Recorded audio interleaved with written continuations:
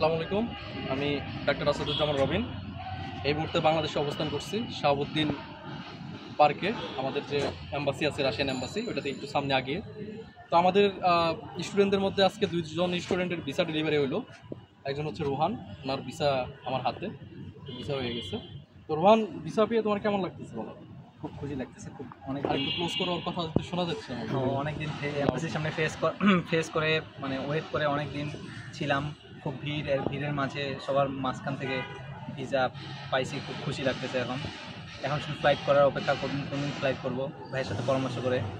তো আমি যে তোমার গাইডলাইন দিচ্ছি যেভাবে, যে এই যে ধমকগুলো যে আমার কাছ থেকে খাইছো তুমি, মানে আমি ওরা প্রচণ্ড ধমকাইছি যে এই টাইমগুলোতে যাও, যেহেতু অনেক ভিড়, এই টাইমগুলোতে গেলে তোমার জন্যই ভালো।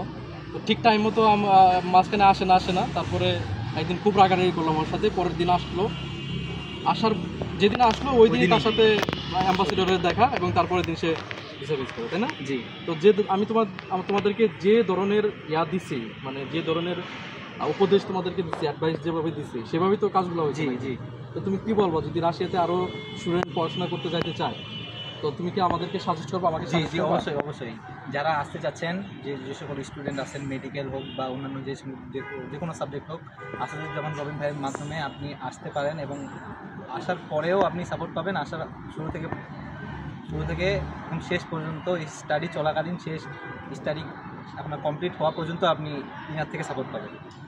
তো ধন্যবাদ তোমাকে। তোমার জন্য অনেক অনেক শুভকামনা। তুমি রাশিয়াতে মেডিকেল পড়াশোনা করতে যাচ্ছ।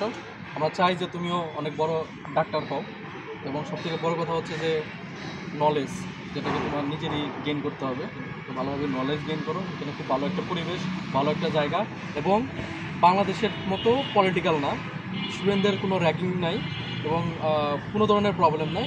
পুরোটাই পড়াশোনার পরিবেশ। স্টুডেন্ট যাবে, পড়াশোনা করবে, গ্র্যাজুয়েশন করবে। যদি কারো সেখানে স্টে করার ইচ্ছে থাকে স্টে করবে, আর যদি ব্যাক করার ইচ্ছা থাকে দেখেন ব্যাক। তো খুবই ভালো লাগতেছে তোমার জন্য। তো ভালো থাকো তুমি। আসসালামু আলাইকুম।